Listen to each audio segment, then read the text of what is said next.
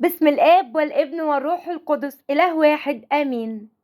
أهلا وسهلا بحضراتكم في قناة يسوع مفرح القلوب. رسالة أم النور العذراء مريم ليك النهاردة. اطمن يا ابني وسيب مشكلتك في إيدي، وثق إني هصلي لك عند رب المجد يسوع، وهتشوف بعينيك عجايب تفرح قلبك. لو متضايق أو تعبان، لو حاسس إنك وحيد، روح ليسوع الحنان، هيخليك على طول سعيد. أنا بحبك جدا على فكرة، ودايما بذكرك قدام ابني يسوع، حتى لو انت نسيت تطلب مني.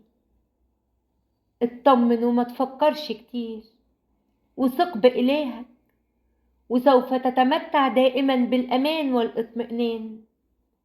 فعند الرب السيد للموت مخارج، وانت معاه هتحس بمعنى الفرح الذي لا يستطيع أحد أن ينتزعه منك، وسيذهب القلق والخوف. اهدأ، فإلهك يصنع كل شيء حسنا، سيفتح لك براعم بركاته، بركة وراء الأخرى. فإن طلبت بإيمان تأكد إنه سوف يسمع ويستجيب. خلاص الأبرار عند الرب، وهو ناصرهم في زمن الشدائد. إن تركت شيئا له فاطمئن بالعوض الجميل. اترك كل شيء عنده، ده اللي خلقها في 6 أيام، قادر أن يحقق لك ما تتمناه. يا متعشم في ربك وطال صبرك، هانت اليقين إنك تدعو ربنا بشيء، بالرغم من إن كل الأشياء حواليك بتوحي إنه مش هيتحقق الشيء ده، لكن في داخلك يقين تام بإن ربنا هيستجيب لسؤال قلبك ويعطيك ما تريد. وقريب هتقول شكرا ليك يا رب، معقول أنا فرحان كده؟ ده انت ليك رب قدير بيدبر لك أمرك بطريقة أفضل بكتير قوي مما تدبره أنت لنفسك. يسوع بيحبك، بكامل تعبك اتسند عليه.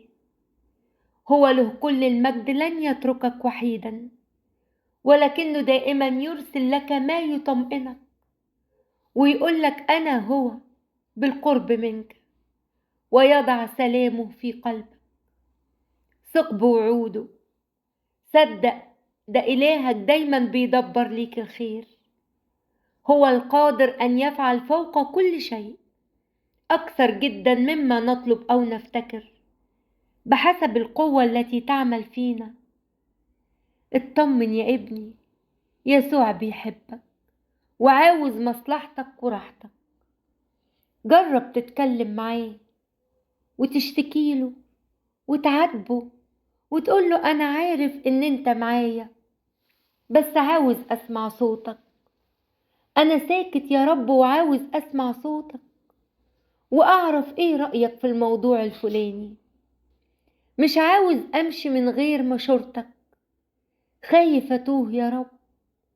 مد إيدك وارشدني وسمعني صوتك، أنا محتاج لك قوي. وصدق إنك لما تتكلم معاه هترتاح. صدق إنه هيديلك أكثر جدا مما تطلب أو تفتكر. وزي ما عمل مع أبونا إبراهيم وأبونا يعقوب، سيعمل معك أنت أيضا، وستفرح من قلبك. ده طرق عجيبة هيفرجها عليك، هيشيل عنك كل الأحزان ويحولها لأفراح. اطمن، كل مشاكلك هتتحل من عنده، وهتلاقي نفسك مجبور الخاطر باللي انت بتتمناه. وعلى قد ما اتألمت وبكيت هيفرحك ويعوضك. يسوع رجاء من ليس له رجاء، ومعين من ليس له معين. ما تقلقش يا ابني، ربنا كريم وهيرضيك بالحاجة اللي انت عاوزها. ما عندوش حاجة اسمها مستحيل. سيبها عليه، سيبله وجعك وألمك، سيبله حيرتك وتفكيرك، سيبله الجرح اللي مش راضي يلم، سيبله حياتك بكل ما فيها، وضعفك وخوفك وقلة حيلتك، وترمي في حضنه. شيله شيلتك، هتلاقيه فاتح ايديه ليك، لأنه شايف دموعك اللي مالية عينيك وانت مخنوق بيها. عارف الكلام اللي جواك ومش عارف تقوله ولا تعبر بيه، عارف كل كلمة مستخبية جوا قلبك ونفسك تقولها ومش قادر. ده إلهك فاحص القلوب وكاشف العمائق والأسرار، عارف أي كلمة ألمتك وجرحتك وحزنت قلبك، وعارف كمان إنك انت اتحملت كتير من ناس اتعشمت فيهم لكنهم بعدوا عنك وسابوك. ربك عالم بتعبك، عالم بإن نفسيتك تعبت، لكن بطمنك يا ابني يسوع، مش ممكن هتفضل كده. إلهك الحنون المحب ليك هيجيلك ويفرح قلبك وينزع كل مرارة جواه، لأنه عنده علاج وجع القلب واليأس والإحباط والفشل والوحدة. ثق فيه وفي قوته، لأنه وعد وقال لا أهملك ولا أتركك. هو عمانوئيل،